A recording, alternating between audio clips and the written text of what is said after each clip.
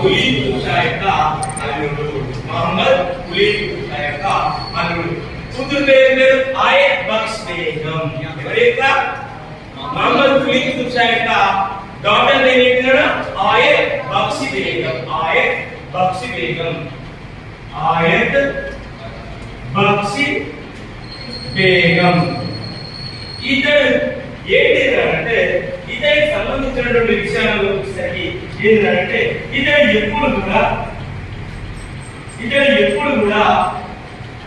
ఏం చేస్తారంటే భగవంతుని ఆదర్శంగా తీసుకున్నటువంటి రామప్ప అకాడమీ ఆధ్వర్యంలో కొత్త బ్యాచెస్ ఈరోజు ప్రారంభించడం జరిగింది.